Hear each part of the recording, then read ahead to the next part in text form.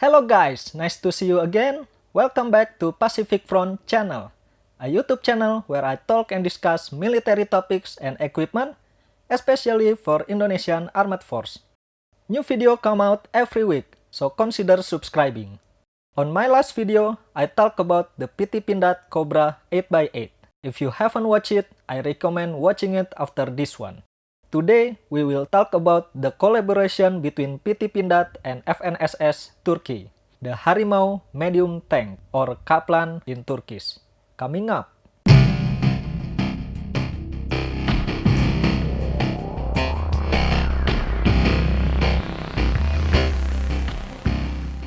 When we talk about tanks in general, you have probably heard or seen about the big, heavy armored, high caliber tanks like the Leopard, Abrams, or T-90. Or maybe the complete opposite. The small, fast, light caliber tanks like the AMX-13 or Scorpion 90. Both have very distinctive purposes. One to take on enemy tanks, and the other one is more for scout and recon missions. What about medium tanks? Well, medium tanks or modern medium weight tanks like Harimau is built as a middle way, you might say, between both types of tanks. It tries to maximize the firepower and protection as close as the MBT, while maintaining the speed, agility, and its overall combat weight as minimum as possible like the light tanks. To better understand what I mean, let's look at its specification first. Harimau MT has a body length of 6.95 meters, width of 3.36 meters, and height of 2.45 meters. It has a weight of around 32 tons or 35 tons with an armor package. It has a maximum speed of 70 km per hour on the road and operational range of 450 kilometers.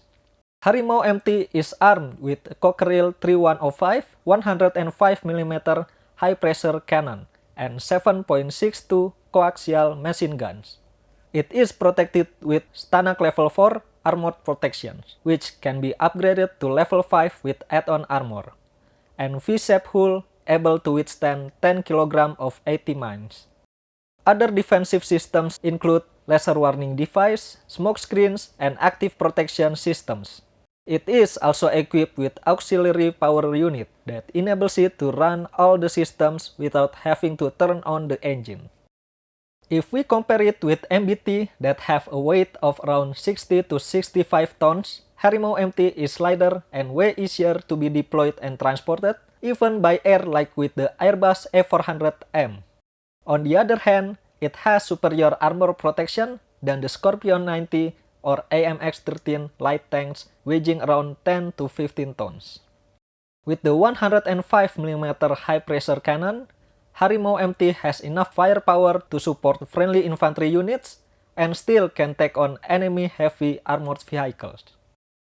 Speaking about why Indonesia decided to develop a medium tank, I found out there are two main reasons. The first one is Indonesian Army needs a replacement for the aging AMX-13 and Scorpion 90 that can operate in Indonesian geographic conditions. Most of Indonesian soil is typically mud or clay and fertile soil, which is soft in nature. They can be muddy when the rainy season arrives, which will be difficult for anything that tries to cross it. Even with the small ground pressure that the Leopard 2 has with 11.8 psi or 0.83 kg per centimeter square, it is still proven difficult. One example is when Indonesian Army had an exercise in 2016. 5 Leopard tanks broke down due to extreme soil conditions. We all know that Indonesian infrastructure like roads and bridges in most regions and cities are not the best. They are not built to withstand heavy vehicles like the main battle tanks. Harimau MT with half the weight will be friendlier for the country's infrastructure. The second reason is all about cost. Unit cost, operational cost, and maintenance cost. Indonesia currently is not having a major conflict that requires a constant presence of MBT. So a medium tank is more than enough to be deployed as power projection and security measures. I know with today's initial production rate of 18 to 20 vehicles, the price tag is still high, around 7 million US dollar.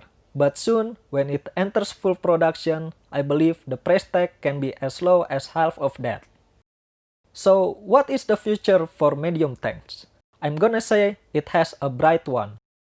We have already seen a lot more countries acquiring medium tanks.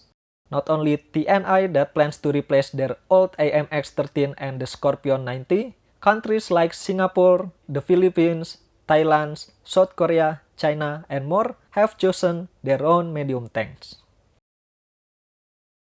In conclusion, medium tanks is a good stepping point for countries that have never had tanks before or only have old light tanks.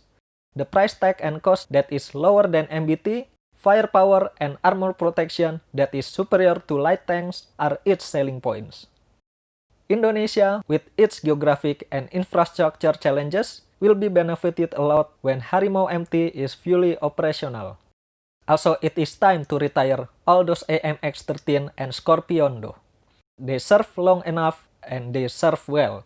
It's time to pass the stick to the younger generations.